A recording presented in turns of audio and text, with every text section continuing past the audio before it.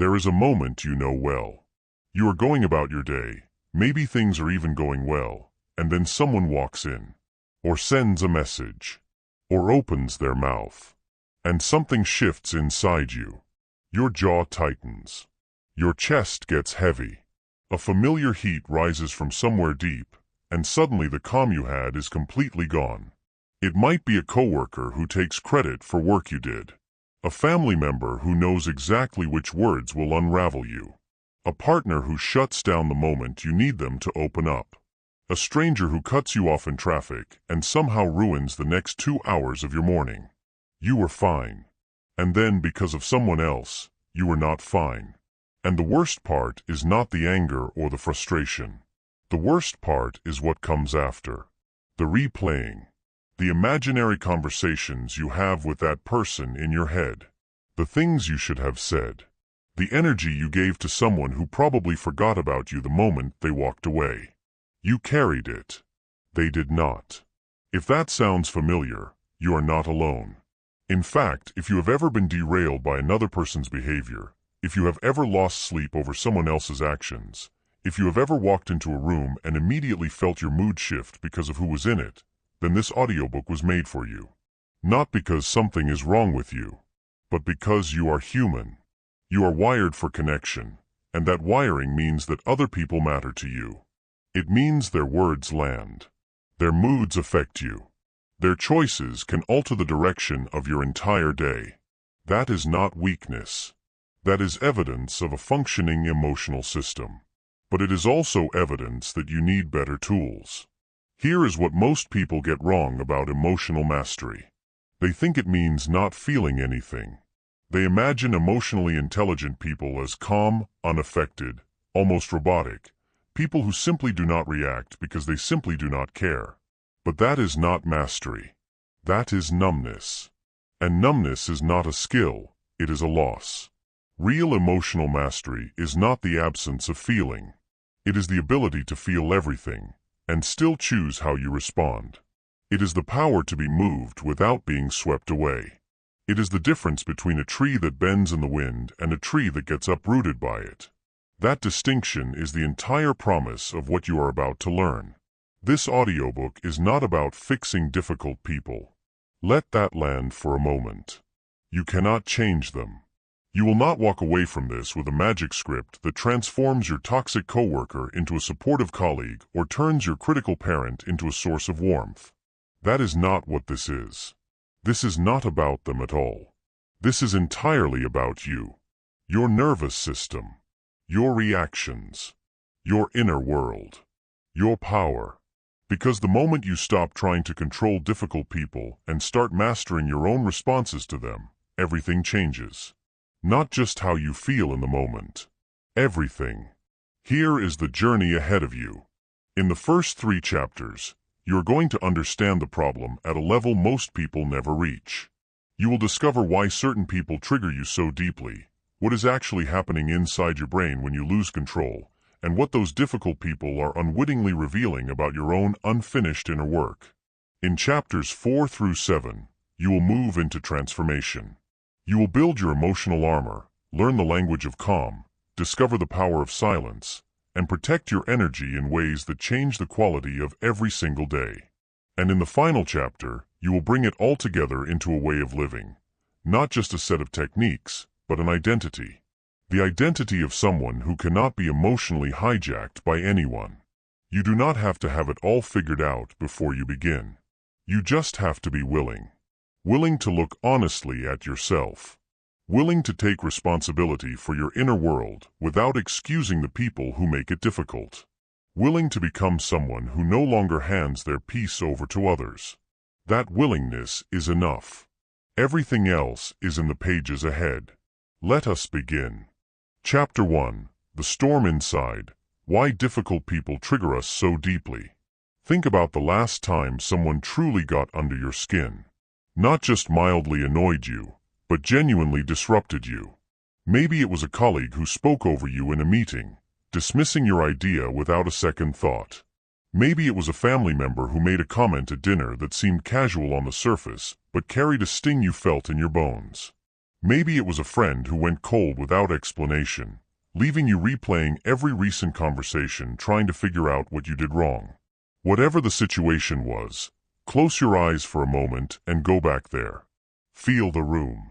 Feel the temperature of that moment. Feel what happened in your body when it occurred. Because something did happen in your body. Your breathing changed. Your stomach shifted. Your thoughts accelerated. Something that felt very much like danger moved through you, even though you were perfectly physically safe. No one was threatening your life. No weapon was involved. And yet your system responded as if something essential was under attack. Because something was. And understanding exactly what that something is, that is where your liberation begins. You are not oversensitive. You are not weak. And you are certainly not alone in this. What you felt in that moment is one of the most universal human experiences that almost nobody talks about honestly. The truth is that most people walking around this planet are being quietly controlled by other people's behavior every single day, at work, at home, in their most intimate relationships, and in the most fleeting interactions with complete strangers. And they have no idea why. They just know that certain people have a power over them that feels unfair, irrational, and deeply frustrating. This chapter is going to change that. Because once you understand why people trigger you, you take the first and most important step toward making sure they never control you again. Here is what is happening beneath the surface when someone triggers a strong emotional reaction in you. Your brain has a structure called the amygdala, a small almond-shaped cluster of neurons that acts as your personal security system.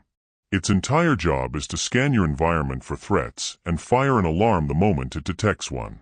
Now here is what most people do not realize. The amygdala does not distinguish between a physical threat and a social or emotional threat. To your brain, being humiliated in front of colleagues activates the same threat response as being physically cornered. Being rejected by someone you love registers in the same neural regions as physical pain. This is not metaphor.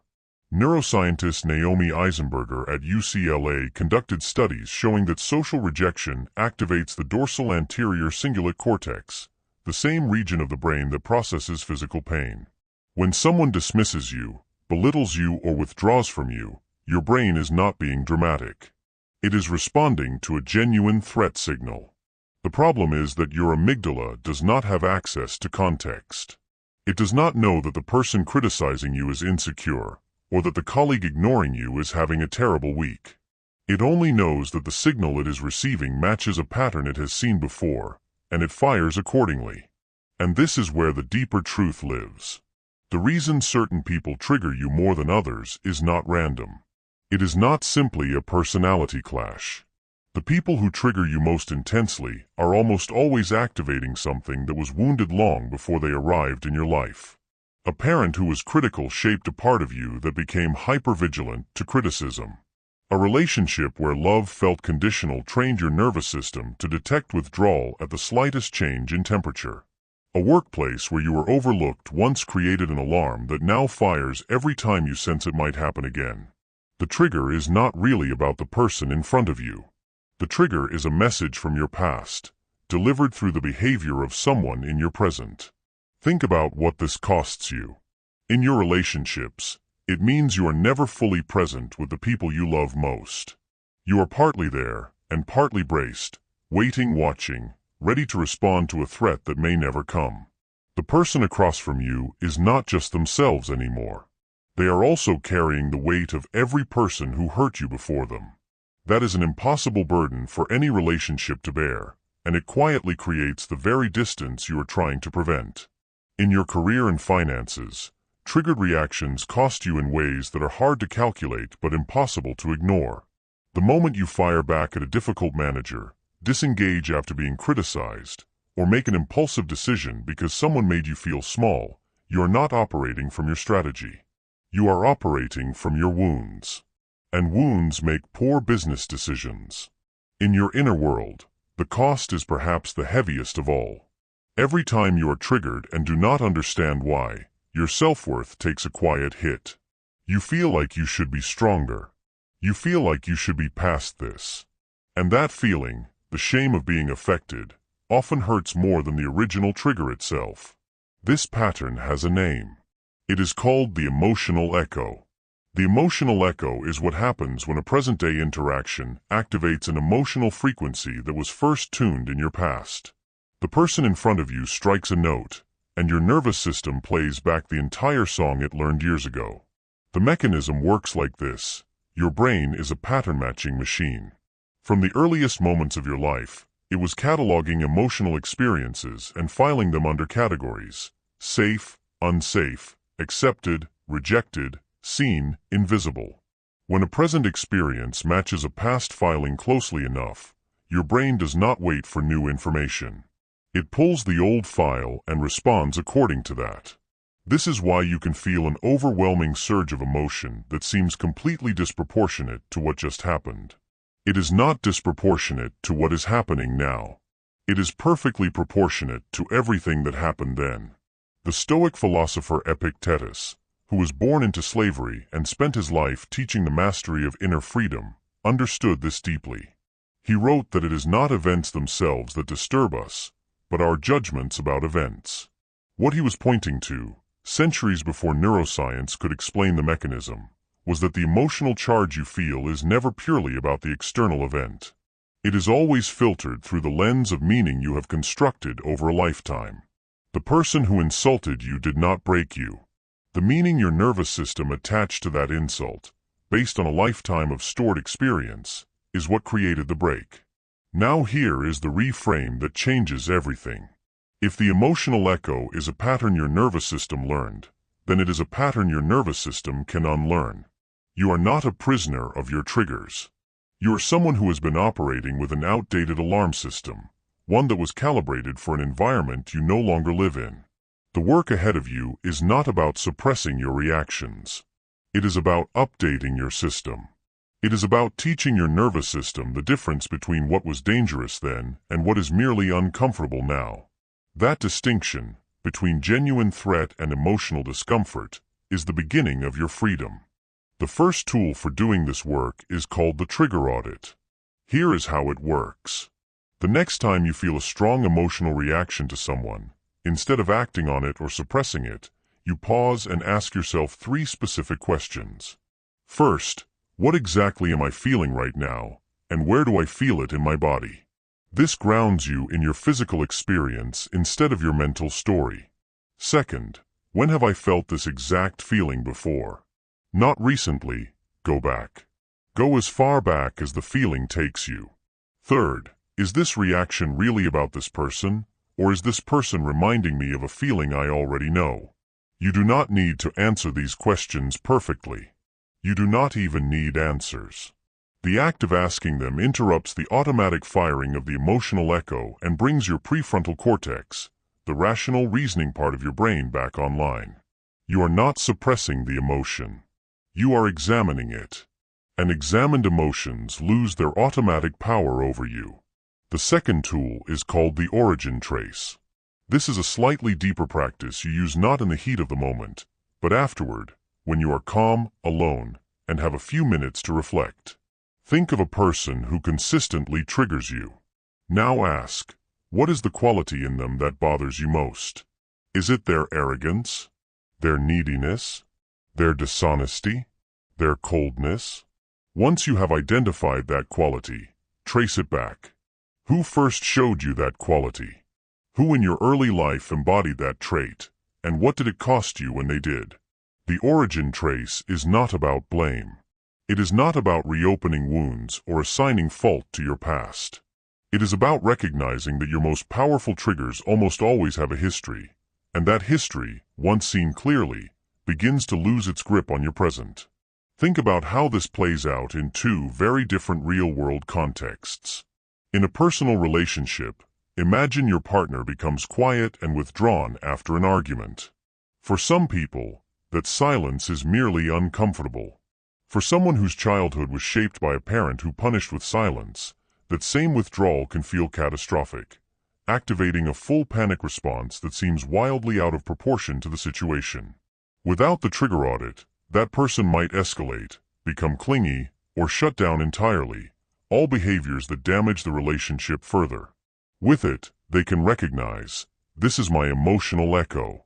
My partner being quiet is not my parent abandoning me. Those are different events, different people, different meanings.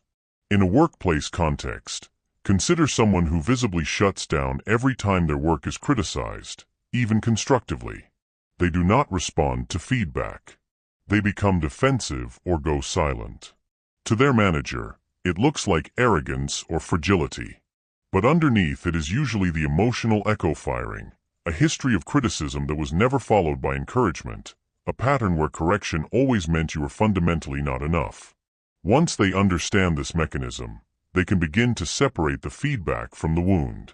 The criticism is about the work. The wound is about something older. Those are not the same conversation. Now here is the important nuance, because this chapter's message can be misread in a way that concerns me.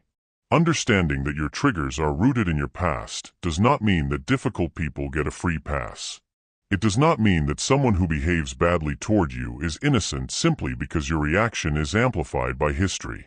Both things can be true simultaneously. The other person can be genuinely unkind, genuinely unfair, genuinely difficult, and your reaction can still be disproportionately charged by something older than this moment. Recognizing the emotional echo is not about excusing the behavior that activated it. It is about ensuring that your response comes from clarity rather than from the accumulated pain of every difficult person who came before this one. You deserve to respond with the full power of your present self, not the defended, wounded younger version of you who first learned to be afraid. Here is what I want you to carry with you as you move through the rest of this audiobook. The storm inside you when a difficult person appears is not a character flaw. It is not evidence that you are too emotional, too sensitive, or too damaged to function. It is evidence that you are alive, that you have experienced things that mattered, and that your nervous system has been faithfully trying to protect you all along. The problem was never the storm. The problem was never having the tools to stand in the middle of it without being destroyed by it. You are building those tools right now. And the single most powerful thing you have done today, before any strategy, before any technique, is simply this: you have started to understand yourself. That understanding is not the end of the journey, but it is the only honest beginning. In the next chapter, you are going to meet the people who trigger that storm most consistently, the 7 distinct types of difficult people you will encounter across your lifetime. And once you understand what drives each of them, you will never be caught off guard by any of them again. Chapter 2: Know Your Enemy. The 7 types of difficult people you will encounter in life. You have been in a conversation that felt completely fine on the surface, polite, even pleasant, and yet walked away from it feeling vaguely unsettled, drained in a way you could not explain. Something happened in that exchange that you could not quite name, and because you could not name it, you could not protect yourself from it. That feeling, that subtle disorienting sense that something was off but you cannot prove it, is one of the most exhausting experiences a person can have. It is worse, in many ways, than an outright argument. At least in an argument you know what you are dealing with.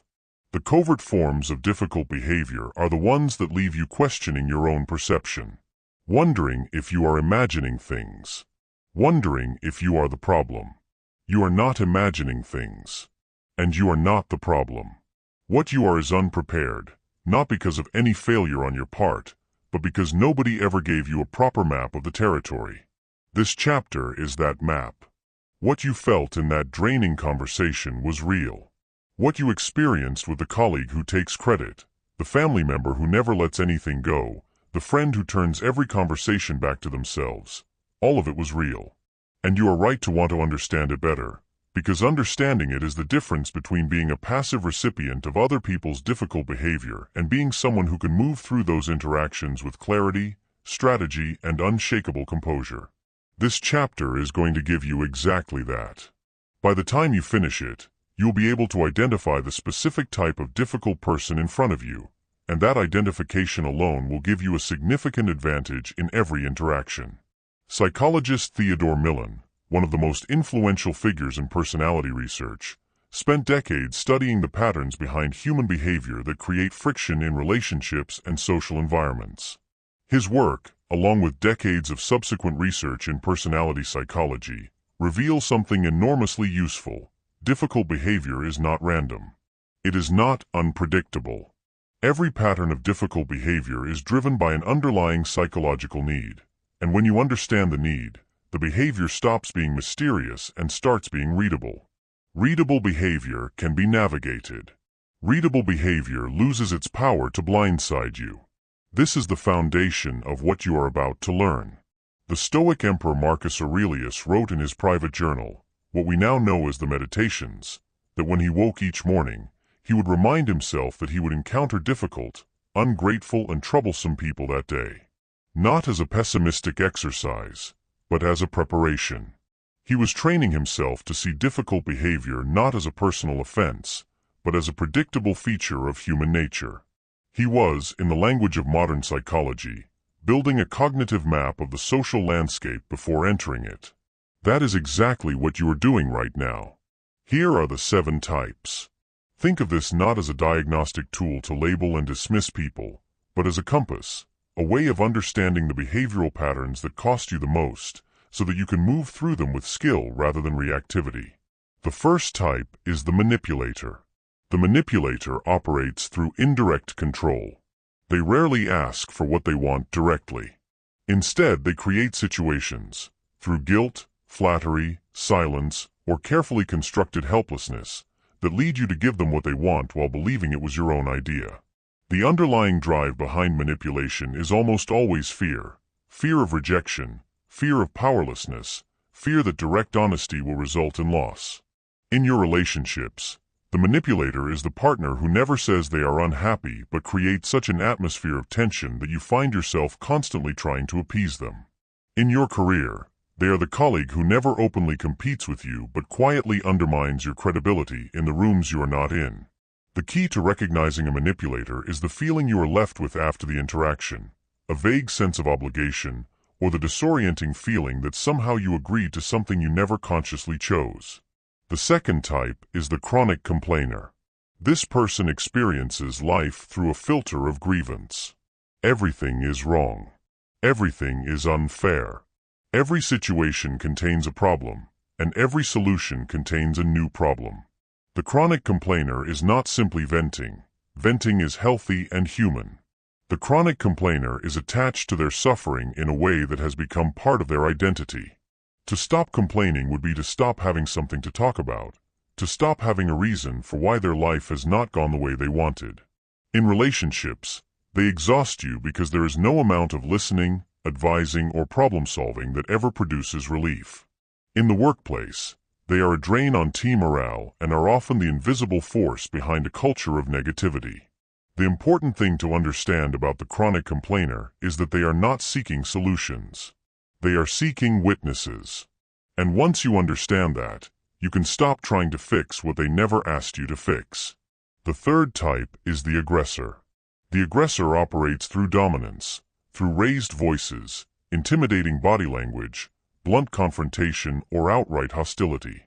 They have learned, usually through early experience, that the best way to get what they need is to be the loudest, most forceful presence in the room.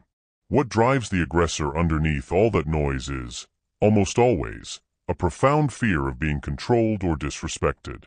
Their aggression is a preemptive strike, an attempt to establish dominance before anyone else has the chance to diminish them. In personal relationships, the aggressor can be exhausting and frightening. In professional environments, they often rise to positions of authority because their forcefulness is initially mistaken for leadership, until the destruction they leave in their wake becomes undeniable. The fourth type is the passive-aggressive. This may be the most quietly corrosive type of all. The passive-aggressive person cannot express negative emotions directly, so they express them sideways, through sarcasm that is always followed by "I was just joking," through tasks completed badly enough that you eventually stop asking them to help, through a consistent pattern of being agreeable to your face and obstructive in their actions. The gap between what they say and what they do is the defining feature of this pattern. In relationships, passive aggression creates a crazy-making dynamic because there is never anything concrete to address. In the workplace, it manifests as missed deadlines, dropped balls, and a team member who appears cooperative while quietly ensuring things do not move forward. The fifth type is the narcissist. The word narcissist is used so broadly today that it has almost lost its precision, so let us be specific. In the context of difficult behavior, the narcissistic type is characterized by an extreme orientation toward their own needs, feelings, and importance, combined with a limited capacity to genuinely consider yours. Conversations with them tend to circle back to them.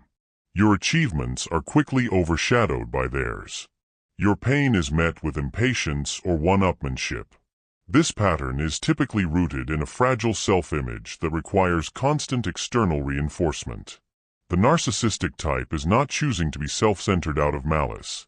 They are driven by a deep psychological need for validation that was never adequately met. Understanding this does not make their behavior acceptable, but it makes it navigable. The sixth type is the victim. Not to be confused with someone who has genuinely experienced harm. The victim as a behavioral type is someone who has made victimhood a permanent residence rather than a temporary experience. Everything that has gone wrong in their life is someone else's fault, and they wear their suffering as a shield against accountability. In relationships, the victim pulls enormous emotional energy from those around them without a willingness to take steps toward change. In professional settings, they are resistant to feedback because any suggestion of improvement feels like an accusation. The challenge with this type is that they are often genuinely suffering, which makes it difficult to set boundaries without feeling cruel. The seventh type is the know-it-all.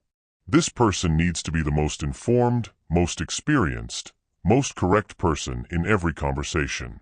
They interrupt, correct, and redirect constantly, not necessarily out of arrogance, but out of a deep-seated need to feel valuable and competent. Often they are intelligent and genuinely knowledgeable, which makes their behavior harder to challenge. In teams and families, they shut down collaboration by creating an atmosphere where other people's contributions feel unnecessary. The know-it-all is not trying to diminish you. They are trying to establish that they matter. But the effect on you is the same regardless of the intention. Now here is how these 7 types show up in your daily life in ways you may not have fully named until now. Think about your most draining relationship, personal or professional. Which type does that person most closely resemble? You may find they are a combination of 2. You may find that the type you identified triggers you far more intensely than the others. And if that is the case, return to the emotional echo from Chapter 1. There is almost certainly a history there. In financial contexts, recognizing these types is not just emotionally useful, it is economically essential. Business partnerships dissolved by an unrecognized manipulator. Promotions blocked by an aggressor in management. Financial decisions made from a place of guilt manufactured by a victim. The cost of not understanding these patterns is not merely emotional discomfort. It is measurable loss. The first tool for working with this knowledge is called the type identification pause. The moment you feel yourself being triggered by someone, before you respond in any way, ask yourself one silent question. Which type is this? That single question does something remarkable. It moves you from the emotional brain into the observational brain.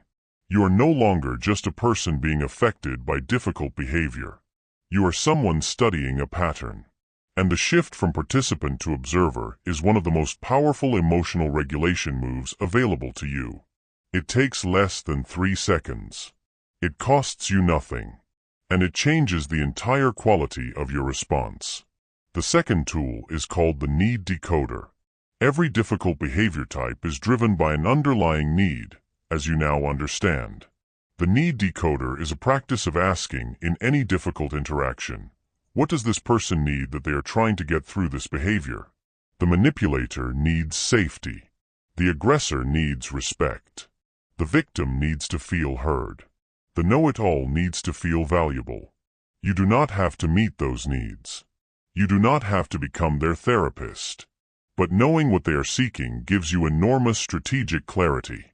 It means you stop taking the behavior personally and start seeing it as information. And information gives you options that pure emotional reaction never does. Here is the thing about all 7 of these types that most people miss, and it is the nuance I want to leave you with carefully. None of these patterns make a person entirely bad.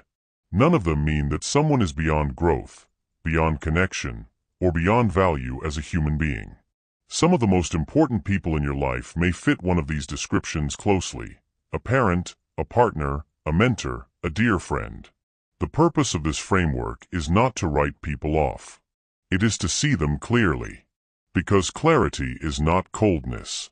Clarity is actually the most generous thing you can bring to a difficult relationship, because it means you are responding to what is actually happening rather than to the story your unexamined emotions are telling you about what is happening. Categorizing people without compassion is just judgment wearing a psychology costume. The goal is always understanding, and understanding always makes you more effective, not less human. You now have something that most people never develop: a working map of the landscape of difficult behavior. And a map does not just tell you where the obstacles are. It tells you where the paths are. You know now that behind every difficult behavior is a pattern, and behind every pattern is a need, and behind every need is a person who, like you, is doing the best they can with the tools and the wounds they carry. That knowledge does not make you naive. It makes you formidable. Because you cannot be manipulated by what you can clearly see. You cannot be destabilized by what you understand. In the next chapter, you are going to go deeper into your own internal experience, specifically into what happens inside your brain and body in the split second before you lose control. Because understanding the enemy outside is only half the work. The other half is understanding the battlefield within. Chapter 3: The Emotional Hijack. What happens to your brain when you lose control? Picture this. You are in a meeting, a family dinner, or a conversation that matters to you. Everything is relatively fine. And then it happens. A comment lands. A tone shifts. A look crosses someone's face. And in what feels like less than a heartbeat, something takes over. Your voice changes. Your thoughts scatter. The calm, rational version of you that you know yourself to be, the thoughtful, measured person you genuinely are, simply vacates the building. And someone else shows up in your place. Someone sharper. Someone louder. Someone who says things you will spend the next 3 days wishing you could take back. And afterward, when the dust settles and you are sitting with the aftermath of what just happened, you ask yourself the question that may be the most quietly painful question a self-aware person can ask. Why do I keep doing this? You know better. You have told yourself 100 times that next time will be different. And yet here you are again, in the wreckage of another moment where your emotions moved faster than your wisdom. If that question lives in you, why do I keep doing this? Then this chapter is the most important one you will read today. Because the answer is not a character flaw. It is a brain event. And brain events, once understood, can be interrupted. That experience you just relived is something every human being on this planet has encountered in some form. The degree varies. The triggers vary. But the underlying mechanism is universal. And the reason most people cannot seem to stop it, despite genuinely wanting to, is that they are trying to solve a neurological problem with a motivational solution. They tell themselves to be calmer. They resolve to do better. They set intentions. And none of it works consistently because the part of their brain that is causing the problem is not listening to their intentions. It operates faster than intention can reach it. This chapter is going to show you exactly what is happening in those critical seconds. And more importantly, it is going to give you the tools to intervene before the damage is done. What you experience in those moments of emotional overwhelm is called an amygdala hijack, a term coined by psychologist Daniel Goleman in his landmark work on emotional intelligence. Here is the neuroscience in plain language. Your brain processes incoming information along 2 pathways simultaneously. The first pathway goes through the thalamus, a relay station in the center of your brain, and then travels to the prefrontal cortex, the seat of rational thought, planning, and judgment. This is your slow pathway. It takes slightly longer, but it gives you context, nuance, and the ability to choose your response deliberately. The second pathway also starts at the thalamus, but instead of going to the prefrontal cortex, it shoots directly to the amygdala, your threat detection center, in roughly half the time. This is your fast pathway. Its job is survival. It does not wait for context. It does not consult your values or your long-term goals. It fires first and asks questions never. When the amygdala receives a signal, it classifies as a threat. And remember from Chapter 1, that threat can be social or emotional, not just physical. It floods your system with cortisol and adrenaline, activates your fight, flight, or freeze response, and functionally shuts down access to your prefrontal cortex. You do not lose your intelligence in that moment. You lose your access to it. The hardware is still there, but the connection has been temporarily severed. And in that severed state, you say the thing you regret. You make the decision you cannot take back. You become, for those minutes or hours, someone you do not recognize. Neuroscientist Joseph Ledoux, whose research at New York University mapped these dual pathways in extraordinary detail, described the amygdala's fast pathway response as a necessary evolutionary feature, one that kept our ancestors alive in environments where a split-second reaction to a predator was the difference between survival and death. The problem is that your amygdala has not received the update that you are no longer living on a savanna. It responds to your critical manager with the same urgency it would have responded to a lion. And that mismatch, between an ancient survival system and a modern social reality, is the source of almost every moment of emotional behavior you have ever regretted. Think about what this costs you across the 3 domains of your life. In your relationships, the amygdala hijack is the engine behind every argument that escalated beyond what the situation warranted. It is why you said something cruel to someone you love in a moment of heat and spent weeks trying to repair the damage. It is why walls get built between people who genuinely care about each other, not because of the original conflict, but because of what the hijack made you do in the middle of it. Repeated hijacks in intimate relationships create a residue.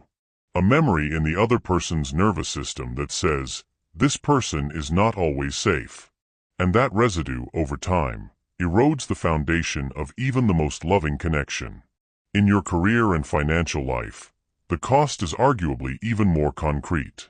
Think about the professional opportunity lost because you reacted defensively to feedback in a way that branded you as difficult. Think about the negotiation derailed because your emotions moved faster than your strategy. Think about the business decision made from a flooded brain, an impulsive choice, an emotional exit, an aggressive move that looked nothing like the deliberate, intelligent decision you would have made from a place of calm. High performers are not people who feel less.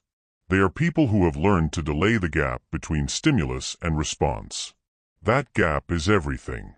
In your inner world, perhaps the deepest cost of the amygdala hijack is the one that happens afterward, in the quiet.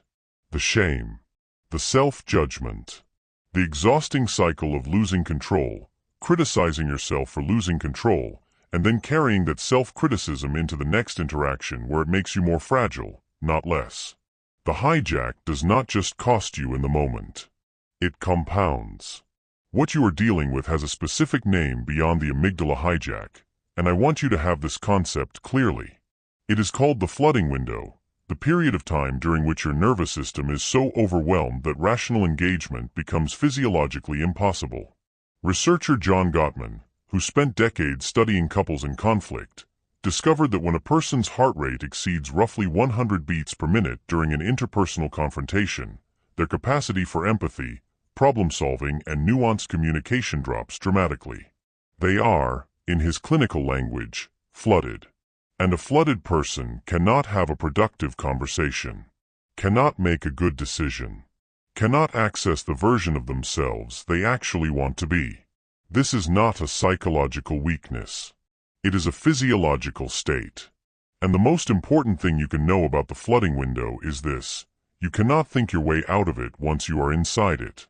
You can only wait it out, or better yet, learn to recognize when you are approaching it and step back before you cross the threshold. The Stoic philosopher Seneca understood something about this that predates our neuroscience by 2,000 years. He wrote that the greatest remedy for anger is delay, not suppression. Not argument. Delay. He was describing, in the language of his time, the precise gap between the fast pathway and the slow pathway, the window of opportunity between stimulus and response where wisdom can intervene if you have trained it to. Seneca was not a passive man. He was a political advisor, a playwright, a man who navigated some of the most treacherous social environments of the ancient world. His advice on delay was not the counsel of someone who avoided conflict. It was the strategy of someone who understood that the person who controls the timing of their response controls the outcome of the interaction. Here is the reframe that I want you to hold. The amygdala hijack is not a sign that you are an emotional, unstable, or uncontrolled person. It is a sign that your nervous system is doing exactly what it was designed to do: protect you. The work is not to eliminate the response. The work is to shorten the window between activation and recovery, and eventually to widen the gap between trigger and reaction so that you have room to choose. Every time you successfully interrupt a hijack, even partially, you are literally rewiring your brain. Neuroscience calls this neuroplasticity. What fires together, wires together. And what you practice, you become. Each small interruption is a vote for the person you are choosing to be. The first tool is called the physiological reset. This is your most immediate, most powerful intervention for an active hijack. Here is exactly how it works. The moment you feel the flood beginning, the heat, the acceleration, the tightening, you take one extended exhale. Not a deep breath in. An exhale out, as long and slow as you can make it. Ideally 5 to 7 seconds. Here is why this works at a neurological level. Your exhale activates the parasympathetic nervous system, the branch of your autonomic nervous system responsible for rest, calm, and recovery. A slow, extended exhale literally sends a signal to your amygdala that the threat has passed. It is not a mental trick. It is a direct physiological intervention. Navy SEALs use a version of this called tactical breathing in high-stress operations. You do not need to be in combat for it to work. You need to be in a difficult conversation. The physiological reset does not eliminate the emotion. It creates just enough space for your prefrontal cortex to come back online. And that space is all you need. The second tool is called the 10-word rule. When you are inside a heated interaction and you feel the hijack beginning, you commit to speaking no more than 10 words before pausing. 10 words maximum. Then silence. Even if the silence is uncomfortable. Even if the other person fills it. The 10-word rule works because it forces a micropause, a deliberate slowing of your output that gives your rational brain time to catch up with your emotional brain. It also has a secondary benefit. In most difficult conversations, the person who speaks less holds more power. Your silence is not weakness. It is architecture. You are building space where reactivity used to live. Think about 2 specific real-world scenarios where these tools change everything. In a high-stakes personal relationship, say, a partner who says something in an argument that strikes right at your deepest insecurity, the old pattern looks like this. Trigger fires, flood begins, words come out that wound, damage is done. The new pattern with a physiological reset looks like this. Trigger fires, you feel the flood beginning, you take one long slow exhale, your system drops back from the edge, you respond from the person you actually are rather than the person the hijack was about to make you. The conversation is still difficult, but it does not become a wound. In a professional context, a manager criticizing your work in front of colleagues, or a client being dismissive in a way that activates every professional insecurity you carry, the 10-word rule becomes your armor. You do not perform composure. You create it mechanically, by limiting your words and extending your silence. And in that silence, you are not weak. You are strategic. You are the person in the room who did not get played. Here is the nuance I need to address, because this chapter's message carries a risk of being misread. Understanding the amygdala hijack does not mean that every emotional response you have is a malfunction. Anger, for example, is not inherently a problem. Anger is information. It tells you that something important to you has been violated, a boundary, a value, a sense of fairness. The goal is never to eliminate your anger or your grief or your fear. The goal is to ensure that those emotions inform your response rather than become your response. There is an enormous difference between speaking from your anger, using it as fuel for a clear, honest, boundaried statement, and being spoken by your anger, which is what happens during a full hijack. One is mastery. The other is loss of control, wearing the costume of honesty. Here is what you now know that most people will go their entire lives without understanding. When you lose control, it is not because you are weak. It is because a very old, very fast part of your brain decided that you needed protecting, and it did the only thing it knows how to do. The moment you stop blaming yourself for the hijack and start working with the neurology behind it, everything shifts. You move from shame to strategy, from self-judgment to self-knowledge. And self-knowledge, applied with discipline, is where the real transformation begins. You now have the physiological reset to interrupt the flood in real time, and the 10-word rule to slow your output until your wisdom catches up. These are not coping mechanisms. They are precision instruments for building the most important skill a human being can develop, the ability to choose who you are, even when everything in your nervous system is pushing you toward who you used to be. The first 3 chapters have given you the awareness you needed, why difficult people trigger you, who those people are, and what happens inside you when the trigger fires. That awareness is the foundation. But awareness without action is just educated suffering. In the next chapter, we move into the heart of your transformation, because it turns out that the difficult people in your life are not just obstacles. They are mirrors. And what they reflect, once you have the courage to look, will change everything. Chapter 4, The Mirror Principle, What Difficult People Are Actually Teaching You About Yourself.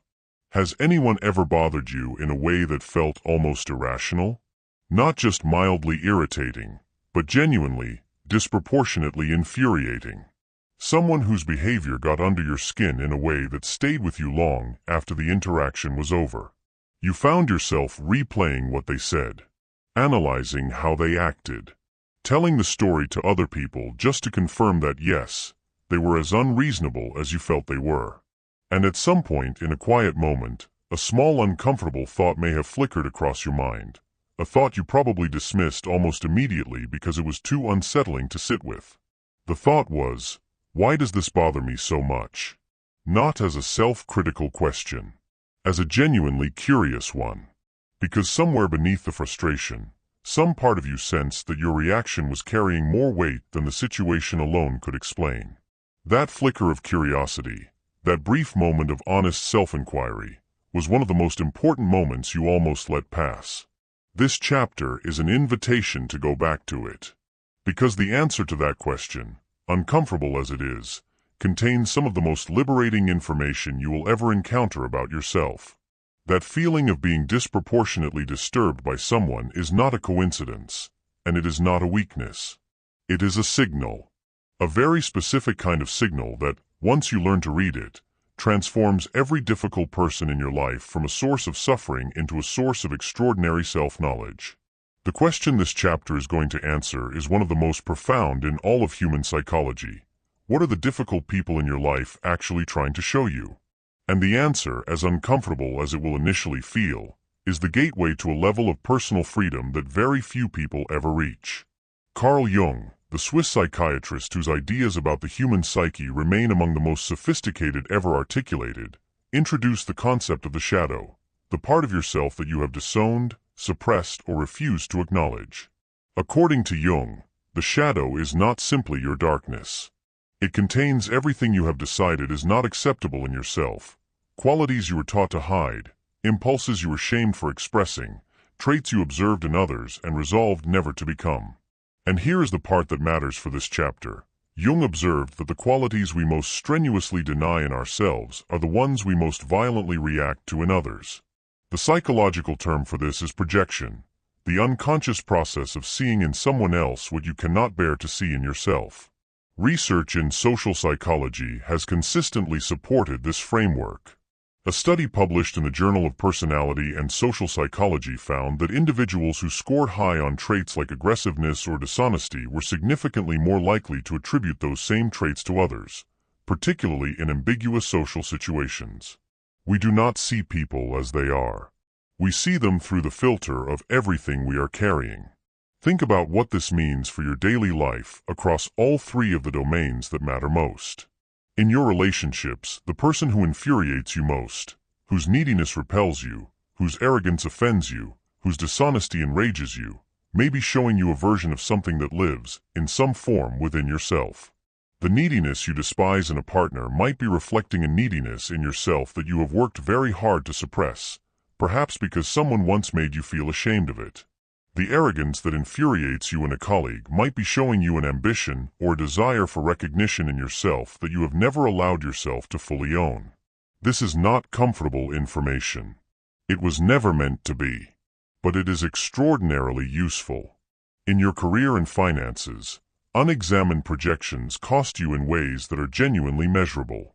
The business partner whose dishonesty blindsided you, was there a moment you overrode your own ethical instinct for the sake of the deal? The colleague whose laziness infuriates you, are there areas of your own work where you know you are coasting but cannot admit it? The difficult client whose unrealistic expectations exhaust you, are those expectations in some way a mirror of the impossibly high standards you hold yourself to in private? In your inner world, perhaps the most important cost is this. Every time you place the full weight of your emotional disturbance outside yourself, every time the problem is entirely them and never at all you, you surrender your power. Because if they are entirely responsible for how you feel, then your emotional state is entirely dependent on their behavior. And that is a prison with no door. This insight has a name. It is called the mirror principle. The mirror principle states that the emotional intensity of your reaction to another person's behavior is directly proportional to the relevance of that behavior to your own unexamined inner landscape. Put more simply, the louder someone's behavior speaks to you, the more it is probably saying something about you. The mechanism works through a process of unconscious recognition. When you see a behavior in someone else that activates a strong emotional response, your unconscious mind is recognizing something, a suppressed quality, an unmet need, an unresolved experience, and the emotion is its way of flagging the recognition. It is not punishment. It is information. The person in front of you is not deliberately holding up a mirror. They are simply being themselves. But their being is reflecting something in yours that deserves your attention. Now here is where the reframe becomes genuinely powerful. If the people who disturb you most are reflecting your own inner material back to you, then every difficult relationship in your life is an opportunity for self-knowledge that you could not have manufactured on your own. You do not have to seek out your blind spots. Your blind spots will walk into your office, sit across from you at dinner, and cut you off in traffic. They will find you. The question is whether you will receive the information they are carrying, or whether you will spend your energy managing your reaction to the messenger while the message goes unread. Receiving the message does not mean tolerating harmful behavior. It means asking the deeper question, what is this activating in me, and what does that activation want me to know? The first tool for working with a mirror principle is called the irritation inventory. Here is how to use it. Set aside 10 minutes in a quiet moment, not during or immediately after the difficult interaction, but when you are genuinely calm. Take a blank page and write down the name of the person who currently triggers the strongest reaction in you. Beneath their name, write 3 to 5 specific behaviors or qualities that bother you most about them. Be honest and specific. Not just they are selfish, but they dominate every conversation and never ask about anyone else. Then for each quality you have written, ask yourself one question. Where, if I am completely honest, does some version of this exist in me? Not the same behavior necessarily, but the same underlying quality, the same impulse, the same fear driving a different behavior. You may not find a match for every item on your list, but if you are genuinely honest, you will almost certainly find one that stops you cold. That is the one that matters. That is the mirror doing its work. The second tool is called the disowned quality recovery. This is a slightly more advanced practice, and it builds directly on the irritation inventory. Once you have identified a quality that your difficult person is reflecting back to you, the next step is to ask, what would it mean if I allowed myself to own this quality in a healthy form? For example, if the person who bothers you most is aggressively self-promoting and you realize that beneath your irritation is your own suppressed desire to be recognized, The recovery is not to become as aggressive as they are. It is to begin allowing yourself to advocate for your own work and your own value in ways that align with your integrity. The disowned quality does not need to stay disowned. It needs to be integrated, brought into the light, examined, and expressed in a form that serves rather than harms. Carl Jung called this process individuation. You might simply call it becoming whole. Consider how the mirror principle operates in two powerful real-world contexts. In a high-stakes personal relationship, imagine a woman who finds herself deeply triggered by her sister's apparent lack of ambition. Every family gathering leaves her frustrated. Her sister seems content to coast through life, making no effort to grow or achieve. The frustration is genuine. But when she sits with the irritation inventory honestly, she discovers something uncomfortable. Her own relentless ambition has its roots not in pure drive, but in a fear of being ordinary, a fear of not being enough unless she is achieving. Her sister's contentment is not just laziness to her unconscious mind. It is a threat to the identity she has built around productivity. The mirror is not telling her to stop being ambitious. It is showing her that her ambition, beautiful as it is, has an anxious root that deserves her attention. In a professional context, consider a manager who finds one particular team member almost unbearably irritating. The team member always needs validation, always seeks reassurance, always needs to know they are doing well before they can proceed with confidence.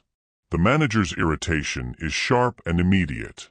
But in a quiet moment of honest reflection, he recognizes something. He has spent his entire career performing certainty he does not always feel, terrified to let anyone see his own need for reassurance. The team member's open neediness is a mirror for his own hidden neediness, and the intensity of his reaction is the measure of how long and how hard he has worked to keep that door closed. Here is the nuance that must be held carefully as you work with this chapter. The mirror principle is not a tool for self-blame. It is not a way of saying that when someone treats you badly, the real problem is you. That is a dangerous and inaccurate misreading. Abusive behavior, manipulative behavior, genuinely harmful behavior, these are real, and they belong to the person enacting them. The mirror principle does not excuse difficult behavior. It does not mean you deserved what someone did to you. What it does mean is this: your emotional reaction, regardless of whether the other person's behavior was justified or unjustified, contains information about your own inner world that is worth examining.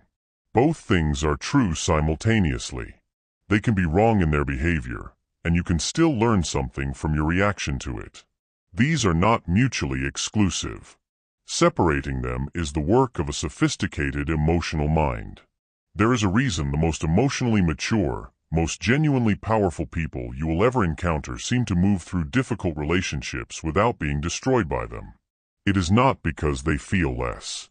It is because they have done the work of examining what their reactions are showing them, and in doing so they have reduced the unconscious charge that difficult people used to carry. They are not triggered less because the difficult people around them are different. They are triggered less because they themselves are different. They have integrated enough of their own shadow material that the mirrors difficult people hold up no longer reflect something foreign and threatening. They reflect something known, understood, and owned. That is the destination this chapter is pointing you toward. Not the elimination of your reactions, but the transformation of what your reactions reveal. Every difficult person who has ever gotten under your skin was, in some sense, trying to introduce you to yourself. The ones who bothered you most were the ones carrying the most important introductions. You have now completed the first half of this audiobook. In 3 chapters, you built your awareness, understanding why you are triggered, who is triggering you, and what your triggers are really reflecting about your inner world. That awareness is not passive. It is the foundation that makes everything that follows genuinely powerful rather than just technically correct. If the tools in the next 4 chapters are applied without this foundation, they become tricks. Applied with it, they become transformations. If this audiobook is giving you real value, if you are hearing things in these chapters that are shifting the way you see yourself and the people around you, I want to ask you to do one simple thing right now. Subscribe to this channel. Every week, content like this is created specifically for people who are serious about mastering their inner world, building better relationships, and becoming the most powerful version of themselves.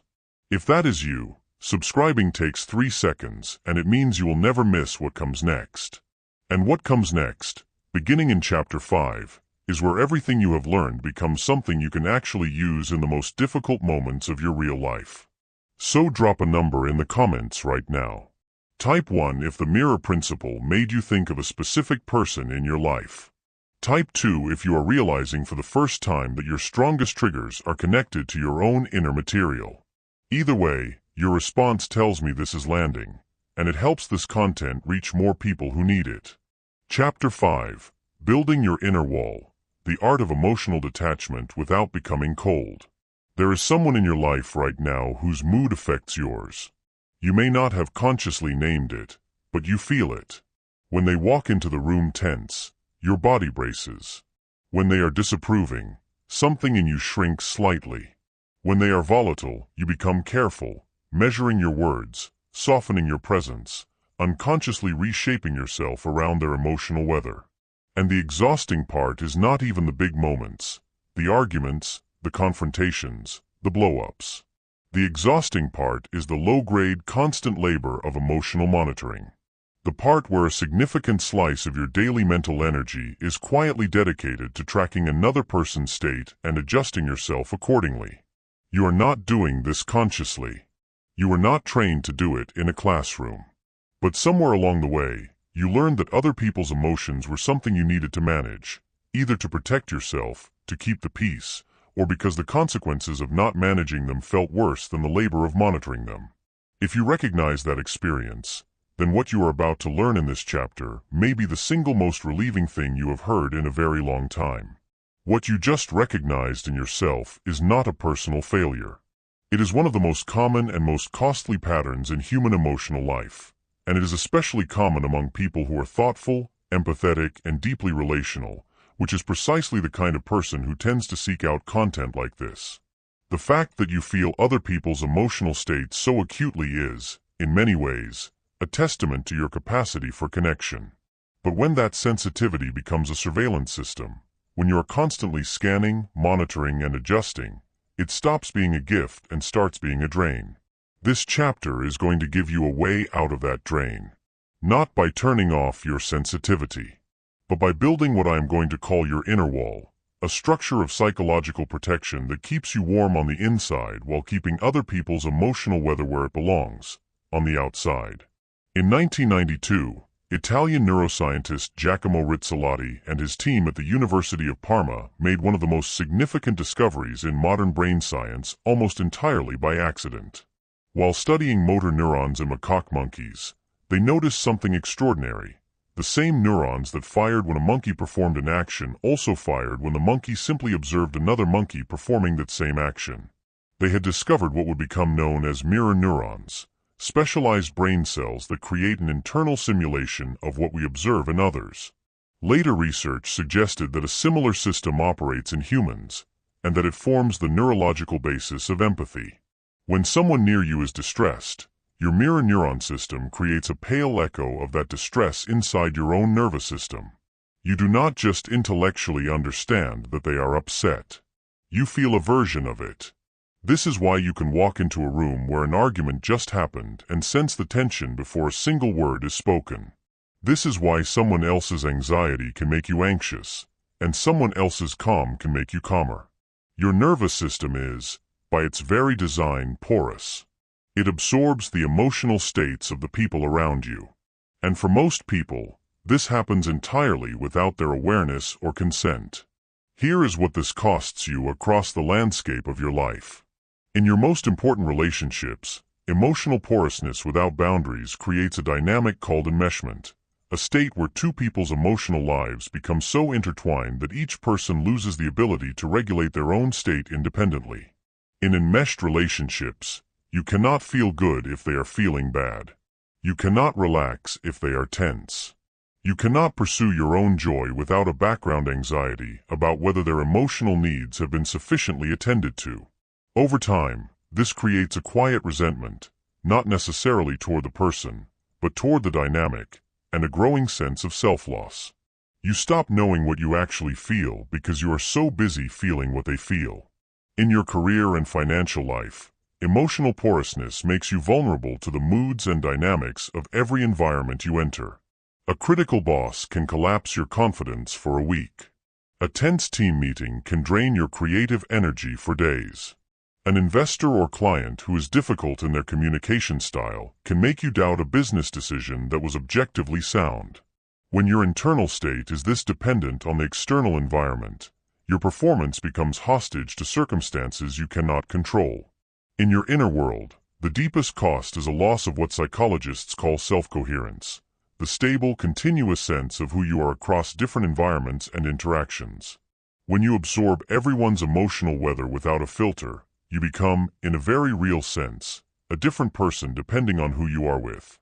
And that inconsistency is exhausting from the inside in a way that is very hard to explain to anyone who has not experienced it.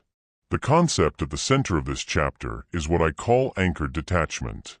Anchored detachment is the ability to remain fully present with another person, warm, engaged, genuinely connected, while maintaining a clear psychological boundary between their emotional state and yours.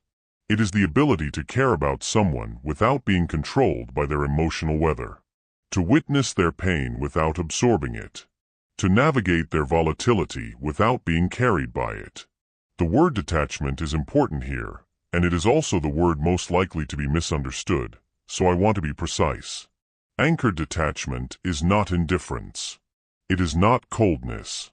It is not the carefully constructed emotional distance of someone who has been hurt so many times that they have simply stopped letting anyone in. That is not detachment. That is armor born of pain, and it costs you everything it protects you from. Anchored detachment is something entirely different. It is a conscious, chosen, warm separation between their experience and your regulation. Think of it this way. A skilled therapist can sit with a client in the depths of grief, can be genuinely moved by what they hear, can feel real compassion for the person in front of them, and still drive home, cook dinner, sleep soundly. Not because they do not care. Because they have developed the internal architecture to hold space for someone else's pain without it dismantling their own foundation. That architecture is what you are building. The Stoic philosopher Marcus Aurelius wrote about what he called the inner citadel, the idea that within every person there exists a part of the self that cannot be touched by external events unless you give it permission to be. He was not describing numbness. He was describing sovereignty. The sovereignty of your inner world in the face of the outer world's chaos. The inner citadel is not a wall that keeps people out. It is a foundation that keeps you standing while the storm moves through. The first tool for building anchored detachment is called the witness stance. Here is how it works. When you are in an interaction with a difficult person, when their mood is pressurizing the room, when their emotion is beginning to pull at yours, you make one internal shift. You move from being a participant in their emotional field to being a witness of it. You do this by introducing a single silent phrase in your mind. I see what is happening here. Not I feel what is happening here. Not I need to fix what is happening here. I see what is happening here. That subtle shift from feeling to witnessing activates the observational part of your brain, the part that can notice an experience without being consumed by it. Psychologists call this metacognition. Thinking about thinking, observing your own mental and emotional processes from a slight internal distance. The witness stance does not make you cold. It makes you steady. You are still present. You are still warm. But you are no longer inside the weather. You are watching it from the window. The witness stance is particularly powerful because it can be deployed invisibly. The other person does not know you have done it. There is no change in your facial expression, no dramatic pause, no detectable shift. It is entirely internal, which means it is entirely yours. The second tool is called the energy boundary visualization. This is a practice you use before entering a known difficult environment, before the family gathering where a particular person always drains you, before the meeting with a colleague whose volatility tends to infect your mood, before any interaction you know in advance will require significant emotional management on your part. Here is the practice. In the 60 seconds before you enter that environment, You close your eyes briefly or simply lower your gaze, and you visualize a clear, clean boundary around your body. Not a hard wall, but something permeable and luminous, like a membrane. You say internally, I can be fully present without being fully permeable. I can give my attention without giving my regulation. Then you enter. The energy boundary visualization works not because of mysticism but because of the well-documented psychological principle of implementation intention. The finding, established extensively by researcher Peter Gollwitzer, that mentally rehearsing a specific response to a specific situation significantly increases the probability that you will execute that response when the situation occurs. You are priming your nervous system for what it is about to encounter. You are not walking in blind. You are walking in prepared. Think about how anchored detachment changes the quality of your experience in two critical real-world contexts. In a high-stakes personal relationship, say, an aging parent whose fear and anxiety tend to flood every phone call and pull you into a spiral of worry that lasts for hours after you hang up. The old pattern looks like this. You answer, you absorb. You exit the call carrying everything they put down. You cannot focus for the rest of the evening. Their anxiety has become your anxiety, and your anxiety has now made you less available for the other people in your life who need you. With the witness stance, the call looks different. You are fully present, genuinely listening, genuinely compassionate, genuinely there. But you are witnessing their anxiety rather than merging with it. When you hang up, you feel the natural concern of someone who loves another person. But you do not carry their flood. You are anchored. In a professional context, a manager or leader who must navigate a team member whose chronic negativity or volatility tends to bring down the energy of the entire room. Anchor detachment is not just a personal wellness tool. It is a leadership competency. Research by organizational psychologist Sigel Barsad at the Wharton School demonstrated that emotions are genuinely contagious in team environments, a phenomenon she called emotional contagion.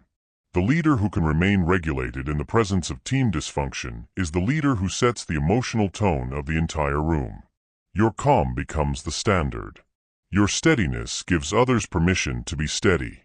Anchored detachment, at that level, is not just about protecting yourself. It is about leading. Now here is the nuance I want to offer carefully, because this chapter's concept can be misapplied in a way that does real harm. Anchored detachment is not a tool for avoiding intimacy. It is not a justification for withholding emotional presence from the people who need it. There will be moments in your closest relationships where the most loving and powerful thing you can do is to be fully permeable, to let someone's grief genuinely land, to let their joy genuinely move you, to cry with them, to feel with them without any distance whatsoever. Those moments of full contact are sacred, and they are only possible in a foundation of genuine safety and chosen vulnerability. Anchored detachment is for the difficult interactions, the draining ones, the volatile ones, the manipulative ones, the ones where your porousness is being exploited rather than honored. Use it with precision. Reserve your full permeability for the relationships that have earned it. What you are building in this chapter is something that most people believe is either a gift you are born with or a scar tissue you develop from being hurt enough times. But it is neither. It is a skill. A learnable, practicable, refinable skill. The ability to be warm without being controlled, present without being consumed, compassionate without being dismantled, that is anchored detachment. And the person who develops it does not become less loving. They become more consistently available to love, because they are no longer periodically collapsed by the emotional weather of the people around them. Marcus Aurelius's inner citadel is not a fortress that locks the world out. It is the stable ground from which you can afford to let the world in, on your terms, in your time, with your full and sovereign presence. You now have the foundation of your inner protection. But protection is only half the equation. Because there will be moments when you need to do more than hold your ground, moments when you need to speak. And how you speak in those moments, the words you choose and the tone you carry them in, will determine whether you walk away from difficult interactions with your power intact or diminished. That is exactly what the next chapter is going to give you. Chapter 6, The Language of Calm, How to Communicate Powerfully Without Losing Your Peace. Think about the last time you had something important to say to a difficult person. Something true, something necessary, something that genuinely needed to be said. Maybe it was a boundary you needed to set with a family member who had crossed a line one too many times. Maybe it was a conversation with a colleague or manager about behavior that was affecting your work and your dignity. Maybe it was something you needed to say to a partner, something honest and vulnerable that you had been carrying for weeks, rehearsing in your head, getting ready to deliver. And then the moment came. And what came out was either too much or too little. Either you said everything you had rehearsed and it came out hotter and harder than you intended, and the other person became defensive and nothing was resolved. Or you said almost nothing. You softened it so many times in the editing process that the actual message got lost, and you walked away knowing that the real conversation still had not happened. Afterward, in both cases, you felt the same thing, unheard. Not because the other person did not listen, but because in the moment, under pressure, you could not quite find the language that was both honest enough to be true and calm enough to be received. That gap, between what you needed to say and what actually came out, is one of the most frustrating experiences in human communication. And it is exactly what this chapter is going to close. That frustration is not a communication flaw. It is a pressure response. When you are in a difficult interaction with someone who triggers your nervous system, the same physiological process you learned about in Chapter 3 begins to compress your linguistic resources. Your vocabulary narrows. Your sentence construction becomes either overly aggressive or overly hedged. You lose access to the nuanced, precise, emotionally intelligent language that you are perfectly capable of using when the stakes are low. The words that come out under pressure are almost never the words you actually wanted to say. They are the words that survived the flood.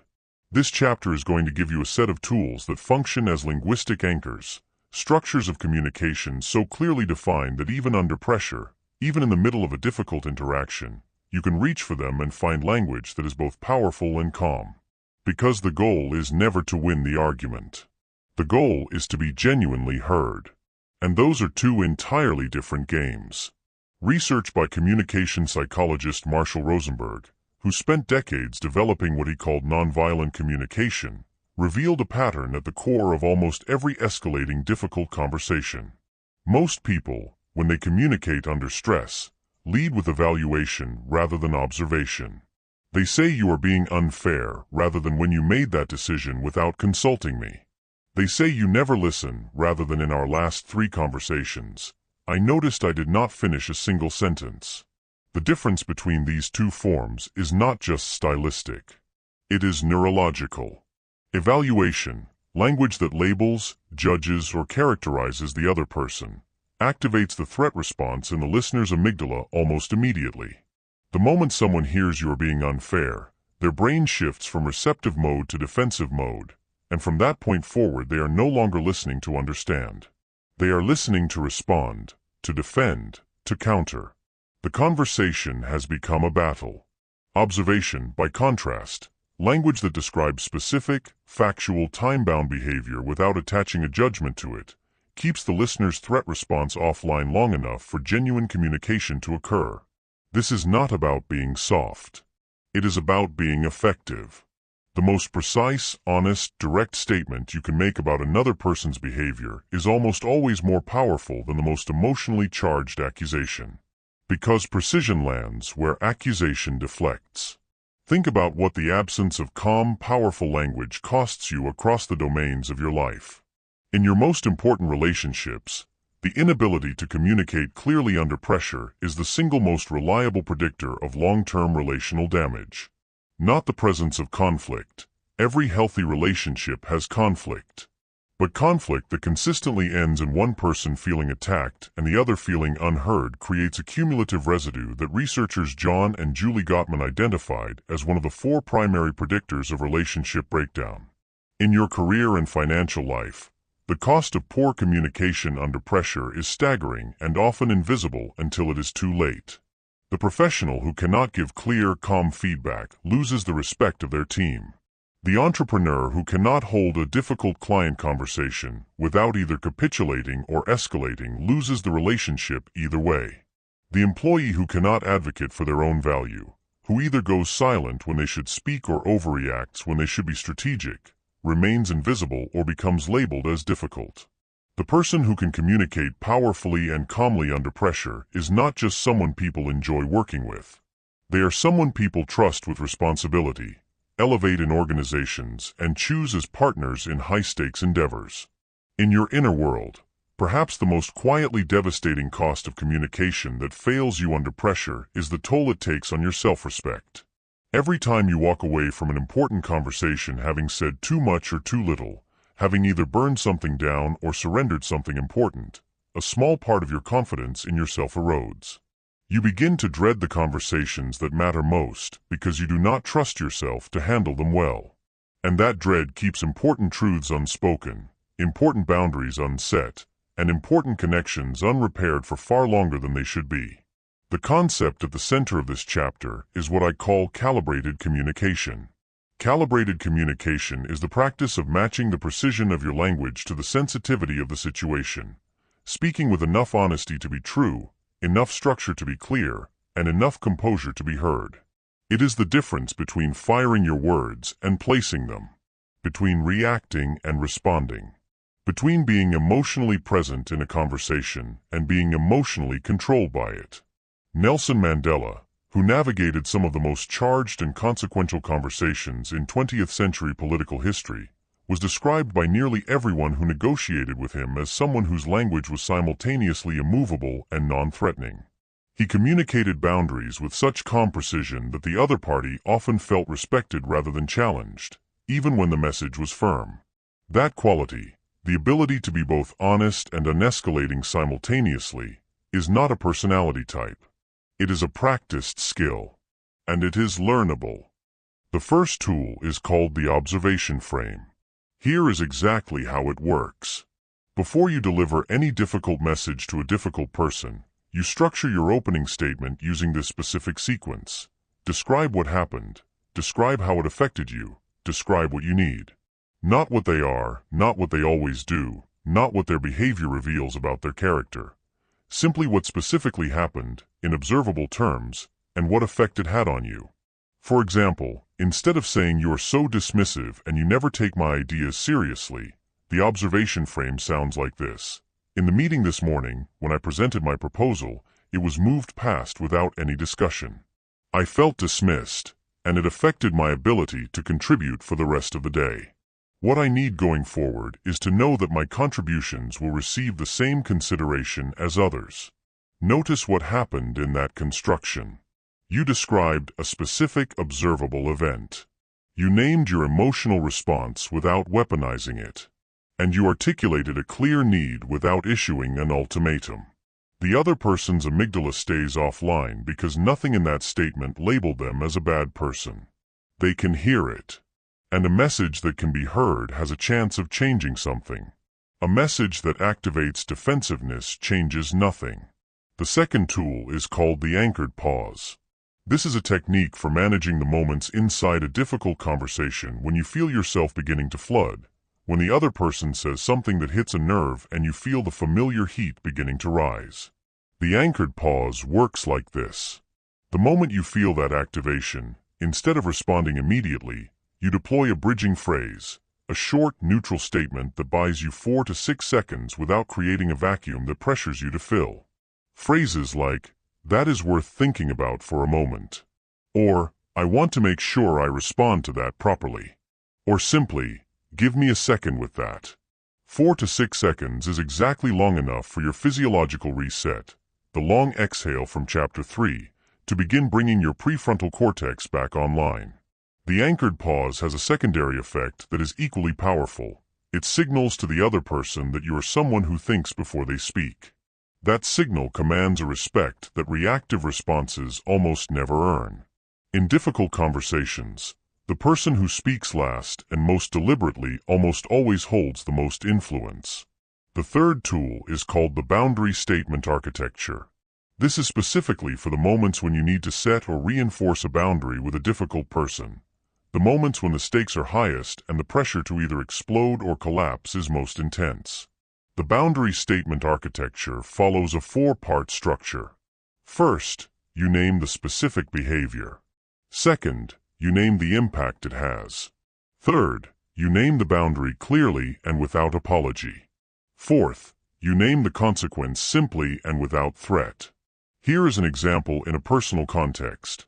When you speak to me in that tone, I find it impossible to hear what you are actually trying to say.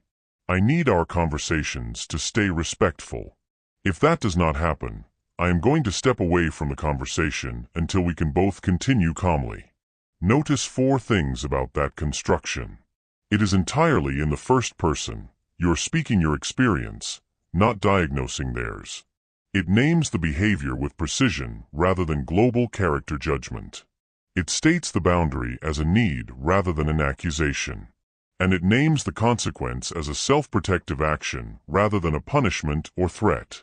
Boundaries delivered this way are extraordinarily difficult to argue with, because there is nothing in them to argue against. You are not saying they are wrong. You are saying what you need and what you will do if you do not get it. That is not aggression. That is self-respect in its clearest form. Think about how calibrated communication transforms 2 specific real-world situations that you are almost certainly familiar with. In a high-stakes personal relationship, say, a parent whose critical comments have been affecting your self-worth for years and whom you have never successfully confronted because either the conversation escalates or you back down. The boundary statement architecture gives you the structure to finally have the conversation that has been waiting. You are not going in angry. You are going in prepared. You have your observation, your impact, your need, and your consequence clearly formulated before the conversation begins. And when they respond in the predictable way, with defensiveness, with deflection, with a counteraccusation, you have the anchored pause to keep you from being pulled into their reaction pattern. You stay on your track. In a professional context, a team leader who needs to address a high-performing but interpersonally difficult team member whose behavior is damaging team culture. Calibrated communication is the difference between a conversation that resolves something and a conversation that creates a grievance. The observation frame gives the leader a way to name the problem without triggering the team members' defenses. The boundary statement architecture gives them a way to establish what must change without making it personal. And the anchored pause gives them the composure to hold their ground when the team member pushes back, as difficult people almost always do the first time a boundary is set with them. Here is the nuance that matters most, and I want to offer it honestly. Calibrated communication is a skill that requires practice before it can be relied upon under pressure. The first time you attempt the observation frame with a person who genuinely triggers you, it will feel awkward and effortful. You will forget parts of the structure. You will feel the pull toward your old reactive language. That is not failure. That is learning. The nervous system builds new communication pathways the same way it builds any new skill, through repetition in low-stakes environments before it is tested in high-stakes ones. Practice the observation frame in conversations that matter but do not terrify you before you deploy it in the ones that do. Practice the boundary statement architecture on paper before you deliver it in person. The goal is to make this language familiar enough that it becomes accessible under pressure, that when the flood begins, your trained linguistic architecture holds even when your emotions are activated. Calmness under pressure is not innate composure. It is rehearsed competence. There is something profound that happens when you consistently communicate this way with difficult people. Over time, the dynamic shifts. Not always dramatically. Not always quickly. But the person who previously knew they could destabilize you with a sharp comment begins to encounter someone who cannot be destabilized. The person who relied on your reactivity to maintain control of the interaction finds that their usual tools no longer work. And without the familiar escalation to fuel the dynamic, many difficult interactions simply lose their charge. You do not become a pushover. You become something far more formidable, someone whose words, when they come, carry the full weight of deliberate intention. Someone who cannot be baited. Someone who speaks not from reaction, but from power. You now have the inner wall of Chapter 5 and the language of calm from this chapter. Chapter 7, the silent strategy. When not responding is the most powerful response. Imagine you have just received a message that made your blood pressure rise. Maybe it was a text from someone who has a history of provoking you, A passive-aggressive comment dressed up as concern, or a direct accusation that is unfair enough to make your fingers itch to respond immediately. Or maybe it happened in person. Someone made a remark in a meeting designed to undermine you, or delivered a criticism in a tone that was calculated to belittle, and every nerve in your body is screaming at you to respond. To defend yourself. To correct the record. To make sure that everyone in that room, or on that message thread, knows exactly how wrong they are. The urge is almost physical. Because silence in those moments feels like surrender. It feels like you are letting them win. It feels like the absence of a response is the same as agreement, like not fighting back means accepting what they just did to you. So you respond. Quickly, sharply, with everything you have. And in doing so, you hand them exactly what they were looking for. Because here is what almost nobody tells you about difficult people who provoke, bait, and undermine. The response is the reward. Your reaction is what they came for. And the moment you give it to them, you have already lost, not the argument, but something far more important. You have lost the interaction. You have lost control of the dynamic. And you have confirmed, in their mind and in the room, that you can be moved. What you felt in that moment, that almost unbearable compulsion to respond, is one of the most deeply human impulses there is. We are social creatures, wired for reciprocity. When someone speaks, we are neurologically primed to respond. When someone accuses, our threat response demands that we defend. When someone challenges our reputation, our identity, or our competence, every evolved instinct we carry says, "Answer this." The silence feels like danger because, in the evolutionary environments where these instincts were forged, silence in the face of social challenge could genuinely cost you your standing in the group. But you are not living in that environment anymore. And the people provoking you are not threatening your survival. They are testing your regulation. They want to know if they can move you. The most powerful answer you can give them is to demonstrate, clearly and calmly, that they cannot. And sometimes, more often than you currently believe, that answer requires no words at all. Research in social psychology has consistently demonstrated that silence in response to provocation is one of the most destabilizing experiences a provocateur can encounter. A study conducted at the University of Amsterdam found that when individuals who initiated conflict received no response, no argument, no defense, no engagement, they reported significantly higher levels of anxiety and social discomfort than those whose provocations were met with counterargument. The absence of the expected response disrupted their psychological script. They had come prepared for a battle and found an empty field. There is a concept in behavioral psychology called extinction, the process by which a behavior that no longer receives reinforcement gradually diminishes and eventually stops. Every time a provocative person receives a strong emotional reaction from you, that reaction reinforces their behavior. It tells their nervous system, "This works. Do it again." Every time they receive silence instead, the reinforcement cycle is broken. You are not rewarding the behavior. And unrewarded behavior, over time, extinguishes. Think about what the compulsion to always respond is costing you across the 3 domains that matter most. In your relationships, the inability to stay silent when provoked means that every baiting comment, every passive-aggressive remark, every deliberate test of your composure becomes a full engagement. You spend enormous relational energy fighting battles that were never worth fighting, and in fighting them, you often escalate them into something larger and more damaging than the original provocation warranted. The relationship becomes defined by its conflict patterns rather than by its genuine connection. In your career and financial life, reactive communication in professional environments is one of the most reliably career-limiting behaviors there is. The colleague who can be baited into a public argument. The entrepreneur who fires back at a critical review in a way that draws more attention to the criticism. The negotiator who cannot tolerate silence and fills it with concessions. The leader who responds to every challenge to their authority with immediate force, signaling to everyone watching that their authority is fragile enough to need defending.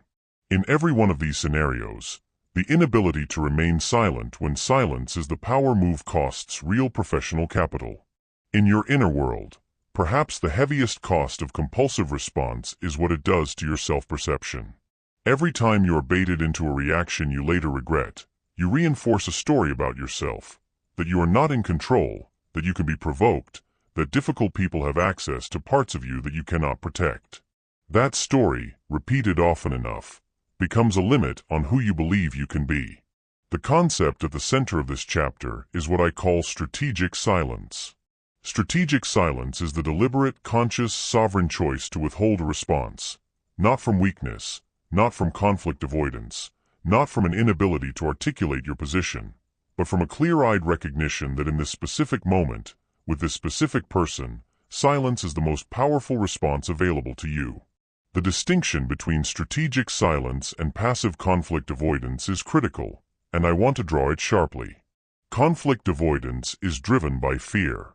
It is the silence of someone who has something to say but does not trust themselves to say it, or who fears the consequences of saying it. Strategic silence is driven by strategy. It is the silence of someone who could respond, who has the words, the position, and the capacity, and who chooses not to, because they understand that the response serves the other person more than it serves themselves. One is a retreat. The other is a tactical decision. They feel completely different from the inside, and they produce completely different outcomes. The ancient Stoic philosophers had a practice they called philosophical silence, the deliberate withholding of speech not as passivity but as an act of self-mastery. Epictetus wrote that silence is safer than speech when you do not know what the speech will cost you. Cato the Elder, the Roman statesman who was famous for his almost uncanny composure in the face of political attacks, had a principle that he reportedly lived by: never speak when silence serves you better, and never be silent when silence surrenders what speech could protect. The Japanese concept of ma, often translated as negative space or meaningful emptiness, captures something similar: the idea that what is not said in a communication often carries more meaning than what is. In negotiation, in leadership, in intimate relationships, in every domain of human interaction, the person who is most comfortable with silence holds a structural advantage over the person who feels compelled to fill it. The first tool is called the gray rock method. Originally developed as a protective strategy for interactions with highly manipulative or narcissistic individuals, the gray rock method is a practice of making yourself as uninteresting and unrewarding as possible to engage with. Here is how it works. When you are in an interaction with someone who feeds on your emotional reaction, who thrives on conflict, drama, or your visible distress, you become, in your responses, as neutral, flat, and unremarkable as a gray rock. You do not disappear. You do not become rude. You respond minimally, factually, and without emotional color. Short answers. No elaboration unless necessary. No visible irritation, excitement, or distress. You give them nothing to work with. The gray rock method works because it removes the reward. A person who provokes for reaction receives no reaction. A person who manipulates through guilt encounters someone who engages without emotional investment. Over time, the difficult person will typically redirect their energy toward a more rewarding target, not because they have changed, but because you have become, from their perspective, unrewarding to engage with. This is not coldness. It is precision. You are not shutting down your emotional life. You are choosing, with full consciousness, not to perform it for someone who will use it against you. The second tool is called the strategic delay. This is a tool for the digital dimension of difficult interactions. The text message, the email, the social media comment that arrives carrying enough charge to hijack your next 2 hours if you respond immediately. The strategic delay is a simple, structured practice. When a message arrives that activates a strong emotional response, you implement a mandatory waiting period before responding. The length of the delay scales to the intensity of your reaction. If the message made you mildly uncomfortable, you wait 30 minutes. If it genuinely angered you, you wait until the following day. If it activated a deep emotional wound, you wait until you have processed the emotion completely, which may be several days. During the delay, you do not compose draft responses. You do not rehearse what you will say. You simply allow time and neurological recovery to work. Research on what psychologists call effective forecasting consistently shows that we are poor predictors of how we will feel about a situation after time has passed. The email that seemed to demand an immediate and forceful response on Monday often looks entirely different by Wednesday, smaller, less urgent, more navigable. The strategic delay is not procrastination. It is the disciplined use of time as a regulatory tool. The third tool is called the silence hold. This is for live, in-person interactions, specifically for the moments when someone says something provocative, manipulative, or designed to destabilize you, and the room or the dynamic creates an expectation of immediate response. The silence hold works like this. When the provocation lands, instead of responding within the first 2 to 3 seconds, which is the window in which reactive responses almost always occur, you hold the silence deliberately. You maintain soft eye contact. You keep your expression neutral and calm. You breathe slowly. And you hold the silence for a minimum of 5 to 7 seconds before you say anything at all. 5 to 7 seconds feels like a very long time inside a difficult interaction. It will feel uncomfortable, to you and especially to the other person. That discomfort is not a problem. It is information. The other person's discomfort in the silence reveals the degree to which they were expecting and depending on your reaction. And your comfort in the silence, or your willingness to stay in it even when it is uncomfortable, signals something to everyone present.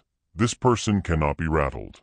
That signal is worth far more than anything you could have said in those 7 seconds.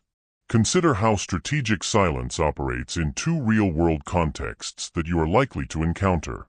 In a high-stakes personal relationship, a partner who, in moments of conflict, delivers sharp comments clearly designed to provoke a reaction that they can then use to redirect the conversation away from the original issue. The old pattern looks like this. They provoke, you react, the original issue disappears beneath the new argument created by your reaction, and nothing ever gets resolved. With the silence hold, the pattern breaks. They provoke. You hold the silence. They expected the reaction. They received the silence. And in that silence, the original issue remains exactly where it was, on the table, undeflected, still requiring resolution. Your silence did not let them off the hook. It kept them on it. In a professional context, a difficult client or competitor who makes a public criticism of your work, clearly hoping to provoke a response that will generate further conflict and potentially damage your reputation further. The strategic delay is your most powerful tool. The immediate response, fired from a flooded nervous system, will almost certainly say more about your emotional state than about the quality of your work. The response delivered after 48 hours of processing, or the considered decision not to respond at all, carries none of that cost. Jeff Bezos, who navigated decades of intense public criticism of Amazon, was known for a policy of responding to media attacks with either long, considered statements or strategic silence, never immediate emotional reaction. He understood that the quality of the response, or the discipline of withholding it, was a direct signal of the quality of the organization he was leading. Here is the nuance that this chapter absolutely requires, because the concept of strategic silence is vulnerable to a dangerous misreading. Strategic silence is not a tool for avoiding difficult conversations that genuinely need to happen. There are situations where silence is not power, it is abdication. When a boundary has been violated in a relationship and the violation is ongoing, silence does not resolve it. When a professional injustice is occurring and speaking up is the only mechanism for change, silence is not strategy, it is complicity. When someone in your life is hurting and your words of presence and care are what they need, silence is not wisdom, it is withholding. Strategic silence is a precision tool for specific situations, provocations designed to bait you, manipulative dynamics that feed on your reaction, and interactions where your response will cost you more than your silence will. It is not a universal policy. It is not a way of life. The person who learns to wield silence strategically also needs the language tools from Chapter 6, because mastery is knowing which one to reach for in any given moment, and having the skill to use both. Here is what I want you to carry forward from this chapter. The most powerful people you have ever encountered, the ones whose presence commanded a room without noise, whose positions were taken seriously without force, whose boundaries were respected without threat, had one thing in common. They were entirely comfortable not responding. They had no compulsion to fill every silence, answer every accusation, or engage every provocation. They knew something that most people never learn, that in the economy of influence, the scarcest resource is not the sharpest argument. It is the steadiest presence. And a steady presence, maintained in the face of everything that tries to move it, speaks louder than any words ever could. You have now built your inner wall, mastered the language of calm, and discovered the power of strategic silence. You are equipped with everything you need to navigate the most difficult people and the most charged interactions of your life. But there is one final challenge, and it is the most personal one of all. Because the question is not just whether you can protect your peace in the moment of difficulty. The question is whether you can sustain it. Whether you can prevent difficult people from occupying your mind long after they have left the room. That is the work of the next chapter, and it is where your transformation becomes permanent. Chapter 8. The calm is the power, becoming the most emotionally intelligent person in every room. Do you remember the scenario that opened this audiobook? You were going about your day, perhaps things were even going well, and then someone appeared. A comment, a tone, a look, and in an instant, the calm you had was gone. You carried it for hours, maybe days. You gave your mental energy, your sleep, your focus, your peace to a person who had long since moved on and forgotten the interaction entirely. That was where you were when this journey began. Hold that image in your mind for a moment, because I want you to measure the distance between that person and who you are right now. Because something has shifted. Not just in what you know, but in how you see.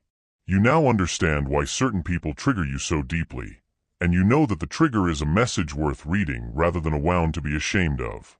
You can identify the 7 behavioral patterns of difficult people and see the need driving the behavior rather than just absorbing the impact of it. You understand what happens in your brain during an emotional hijack, and you have the tools to interrupt it before it takes over. You have looked honestly at the mirror principle and discovered that your most powerful growth often arrives wearing the face of someone who infuriates you. You have built the architecture of anchored detachment, learned the precision of calibrated communication, and discovered the sovereign power of strategic silence. You have not just learned about emotional mastery. You have begun to live it. And this final chapter is not about adding more tools to your collection. It is about something larger. Something that turns everything you have learned from a set of techniques into a way of being. You are navigating a world that is, by almost every measurable standard, more emotionally demanding than any previous generation has faced. The pace of modern life compresses reaction time and magnifies stress. Digital communication removes the tonal cues and physical context that human nervous systems evolved to rely on, making misunderstanding the default rather than the exception. Social media creates environments where outrage is algorithmically rewarded and composure is invisible. The workplace has become more complex, more pressurized, and more interpersonally demanding simultaneously. And beneath all of it, most people are carrying a level of chronic stress that keeps their amygdala in a state of low-grade activation almost continuously, which means they are walking into every interaction already partly flooded, already partly defensive, already primed to react rather than respond. In this environment, the person who has developed genuine emotional mastery is not just personally happier. They are structurally advantaged in every domain of their life. Because when everyone around you is reactive, your composure is not just admirable. It is rare. And rare in any economy is valuable. In Chapter 1, you discovered the emotional echo, the way your past wounds are being replayed through present triggers, and you gained the tools to examine rather than automatically act on those echoes. That was the foundation. Without it, everything else would have been technique without understanding, a cosmetic improvement over a structural problem. In Chapter 2, you built your map of the 7 types of difficult people, understanding that behind every pattern of difficult behavior is a need, and behind every need is a human being doing the best they can with what they have. That map removed the element of surprise from your most challenging relationships and gave you the strategic clarity that reactive people never have.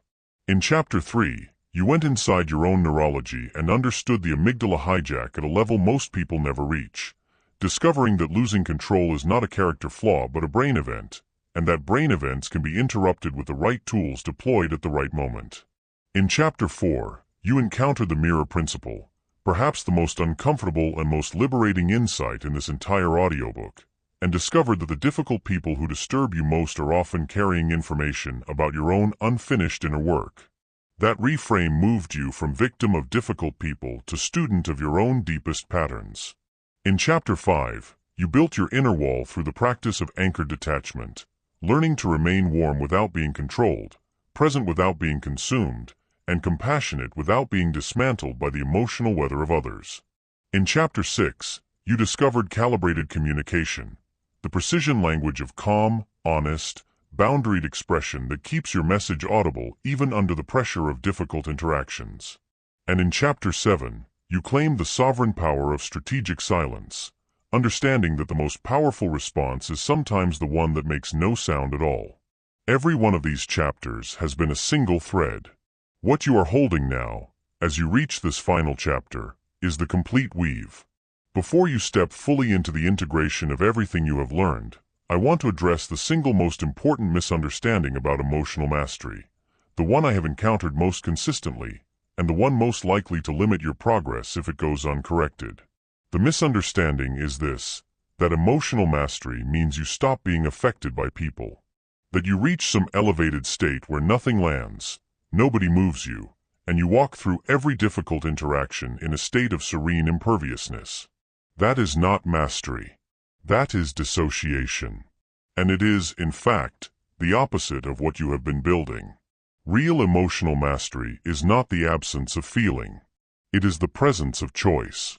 It means you feel everything, the anger, the hurt, the frustration, the grief, and you choose from within that feeling how to respond. It means you can be genuinely moved by someone's pain without being dismantled by it. It means you can feel your anger fully and still decide that this particular moment does not warrant its expression. It means you are in the feeling, rather than the feeling being in you. That distinction, between having your emotions and being had by them, is the definition of emotional intelligence at its highest level. And it is available to you. Not as a destination you reach once and stay forever. As a practice you return to, every single day, every single difficult interaction, for the rest of your life. Now consider the ripple effect of this transformation, because it extends far beyond your own inner experience. Think about your closest relationships. When you stop being emotionally hijacked by a difficult partner, parent, or friend, the entire dynamic between you shifts. Your regulation becomes an invitation for theirs. Research by relationship scientist James Cone at the University of Virginia found that emotional co-regulation, the process by which one person's calm nervous system literally soothes another person's activated one, is one of the most powerful mechanisms of human connection. When you walk into a room regulated, you are not just protecting yourself. You are offering something to everyone in that room. Your steadiness becomes their permission slip to be steady. Your calm becomes contagious in the best possible way. In your professional life, the impact compounds even further. Studies consistently show that emotional intelligence is a stronger predictor of leadership effectiveness than IQ, technical skill, or years of experience. The leader who can remain composed under pressure, who can communicate clearly in conflict, who can hold space for difficult team dynamics without being consumed by them, that leader builds teams that perform better, stay longer, and trust more deeply. Your emotional mastery is not just a personal asset. It is an organizational one. In the lives of your children, your siblings, your closest friends, the people who watch how you move through the world, your transformation becomes a model. You cannot give your children what you do not have, but you can give them what you have built. A parent who knows how to regulate under pressure is teaching their child how to regulate under pressure. A friend who communicates from calm honesty rather than reactive emotion is modeling a standard of relationship that everyone around them gradually rises to meet. Here are the living principles I want you to carry forward, the distilled standards that will keep you anchored to everything you have built when the world tests it, as it will. The first principle is this: Your reaction is always your responsibility, not theirs. Not the circumstances. Yours. This is not a burden, it is a liberation. Because it means your peace is never dependent on anyone else's behavior. The second principle, understanding is not agreement. You can understand exactly why someone behaves the way they do, their wounds, their needs, their patterns, and still hold a firm, unwavering boundary against that behavior. Compassion and consequences are not opposites. The third principle, the quality of your silence speaks louder than the volume of your words. Learn to be comfortable in the spaces where reactive people feel compelled to fill. That comfort is authority. The fourth principle, every trigger is a teacher. The emotion that rises in you when a difficult person appears is not an enemy to be suppressed. It is information to be read. Read it. Use it. Grow from it. The fifth principle, regulation is a practice, not a destination.